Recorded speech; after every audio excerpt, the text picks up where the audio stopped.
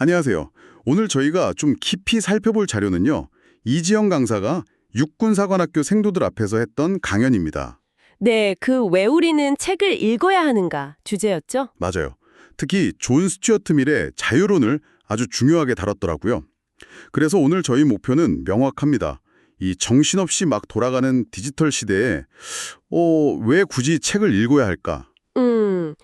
그리고 미리 말한 자유나 행복, 이런 개념들이 지금 여러분 삶에 어떤 의미를 줄 수 있을까? 네, 바로 그 지점들을 한번 파헤쳐 보려고 합니다. 그럼 바로 시작해 볼까요? 강연 시작 부분에서 왜 요즘 사람들이 책 읽기를 힘들어하는지에 대한 이야기가 나오는데요.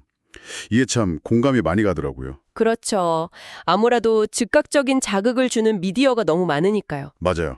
뭐 영상이나 짧은 글들은 바로바로 반응이 오는데 책은 좀 집중하고 시간을 들여야 하잖아요. 인내심이 필요하죠. 네, 여기서 알고리즘의 노예가 되지 말자는 말이 딱 나왔어요. 강연자 본인 경험을 예로 들었는데 자기는 원래 오리를 전혀 안 좋아한다고 생각했대요. 아, 그 얘기 재밌었어요.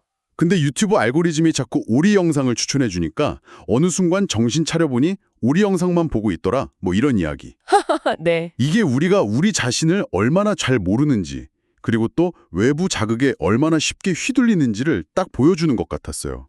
여러분도 혹시 비슷한 경험 없으신가요? 아, 근데 그게 바로 존 스튜어트 밀의 철학하고 아주 정확하게 연결되는 부분이에요. 아, 그런가요?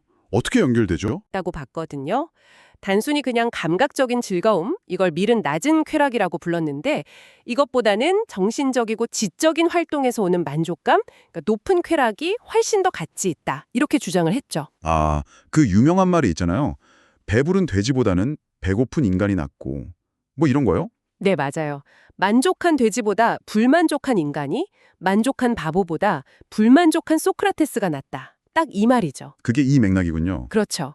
그러니까 알고리즘이 추천해주는 그런 즉각적인 쾌락에 빠지기보다는 좀 어렵더라도 깊이 생각하게 만드는 독서를 선택하는 것의 가치를 이야기하는 거예요. 하버드 대학생들 실험 얘기도 나왔던 것 같은데요. 네, 맞아요. 학생들한테 심슨 가족 만화랑 셰익스피어 독백 영상을 보여주고 뭐가 더 즐거웠는지 또 평생 하나만 봐야 한다면 뭘 선택할 건지 물어봤더니 결과가 좀 달랐다는 거죠. 아, 흥미롭네요. 단순히 재미를 넘어서는 가치. 그런데 강연에서 또 하나 중요하게 다룬 게 미래 자유론 핵심, 바로 사상과 토론의 자유였어요. 네, 아주 중요한 부분이죠. 근데 여기서 좀 놀랐던 게 누가 봐도 명백히 틀린 의견조차도 억압해서는 안 된다는 거예요. 아니, 틀린 생각은 그냥 무시하면 되는 거 아닌가요? 왜 굳이 들어줘야 할까요? 미래 생각은 좀 더 깊어요. 어떤 의견이든 심지어 틀려 보이는 의견이라도 자유롭게 논의될 때 오히려 우리가 가진 진리가 더 분명해지고 단단해진다고 봤거든요. 오히려요? 네, 한 세 가지 정도로 이유를 설명할 수 있는데요. 첫째는 그 소수의 의견, 틀려 보이는 그 의견이 사실은 진리일 수도 있다는 거죠. 억압하면 진리를 놓칠 수 있고요. 아하. 둘째는 대부분의 경우 우리가 일반적으로 믿는 통설이나 그 반대되는 소수 의견이나 둘 다 일부는 맞고 일부는 틀린 경우가 많다는 거예요. 그러니까 서로 부딪히고 토론하면서 더 나은 진리에 가까워질 수 있다는 거죠. 아, 섞여 있을 수 있다. 그렇죠. 그리고 셋째는 설령 우리가 지금 믿는 통설이 완전한 진리라고 하더라도요. 반대 의견과의 치열한 논쟁, 이런 충돌이 없으면 그 진리의 의미를 생생하게 느끼지 못하고 그냥 뭐랄까 생각 없이 받아들인 독단적인 신념으로 굳어지기 쉽다는 거예요. 약간 죽은 진리가 된다는 거군요. 맞아요. 강연에서 천주교의 악마의 대변인 제도 얘기도 나왔잖아요. 일부러 반대 의견을 내세워서 검증하는 거 같은 맥락이죠. 이게 여러분이 수많은 정보 속에서 비판적으로 생각하고 자기 판단을 내리는데 아주 중요한 관점인 것 같아요. 와, 흥미롭네요. 틀린 의견이 오히려 진리를 더 강하게 만드는 스파링 파트너 같은 역할을 할 수도 있다니. 자, 그럼 밀은 이렇게 생각의 자유는 엄청 강조했는데 행동은 어떨까요? 뭐든지 다 해도 괜찮을까요? 아, 거기서 바로 그 유명한 해악금지의 원칙이 나오는 거죠. 네, 해악금지 원칙. 맞아요. 생각은 자유롭게 하되 그 생각이 행동으로 나타날 때는 좀 다르다는 거예요. 밀의 기준은 아주 명확해요.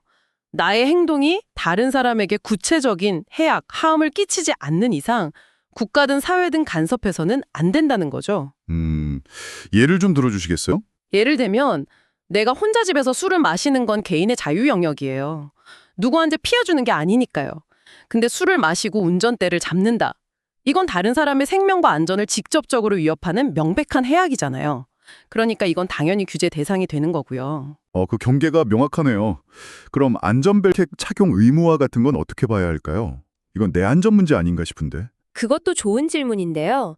물론 1차적으로는 개인의 안전이죠. 하지만 사고가 났을 때를 생각해 보세요. 안전벨트를 안 매서 더 크게 다치면 구조 비용이나 치료비 같은 사회적 비용이 더 많이 발생할 수 있잖아요. 그렇죠. 다른 사람에게 영향을 미칠 수 있겠네요. 네. 그런 간접적인 영향까지 고려해서 타인에게 미칠 수 있는 해악을 막기 위한 조치로 볼 수 있는 거죠. 결국 독서라는 게 단순히 정보를 얻는 걸 넘어서는 거군요.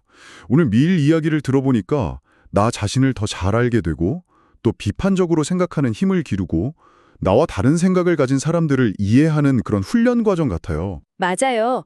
강연자분이 힘들었던 시기에 책 속의 어떤 단 한 문장에서 큰 위로와 힘을 얻었다고 했던 이야기도 있었잖아요. 네, 기억나요? 독서가 그렇게 우리 삶을 지탱해주는 힘이 될 수 있다는 거죠. 그렇군요. 종합해보면 정보가 정말 넘쳐나는 이 시대에 뭐가 진짜 나에게 중요하고 내가 뭘 따라야 할지 이걸 스스로 판단하는 것, 즉 자기 정신화 주인이 되는 것, 이게 미리 말한 진정한 자유이고 어쩌면 독서야말로 이걸 가능하게 하는 가장 강력한 도구가 아닐까 싶어요. 알고리즘이나 다른 사람들의 시선, 이런 외부 압력에 쉽게 흔들리지 않고 내 삶의 방향을 내가 직접 결정하는 힘이군요. 정확합니다. 오늘 이지영 강사의 강연과 존 스튜어트 밀의 사상을 통해서 독서가 단순히 정보를 쌓는 행위를 넘어서서 정말 자기주도적인 삶과 비판적 사고를 위한 핵심적인 활동이라는 점을 다시 한번 깨닫게 되네요. 네, 그리고 미리 강조했던 사상의 자유나 질 높은 행복의 추구 같은 가치들이 지금도 여전히 중요하다는 것도요. 그렇죠. 그래서 마지막으로 여러분께 이 질문을 한번 던져보고 싶어요. 정말 쏟아지는 정보와 알고리즘의 추천 속에서 여러분은 스스로 생각하고 선택하는 자비정신의 주인으로 살아가고 계신가요? 생각해 볼 만한 질문이네요. 네. 미리 말했던 진정한 자유, 그리고 질 높은 쾌락이라는 것이 여러분의 삶 속에서는 지금 어떤 모습으로 나타나고 있는지 한번 조용히 곱씹어보는 시간을 가져보시면 어떨까 합니다.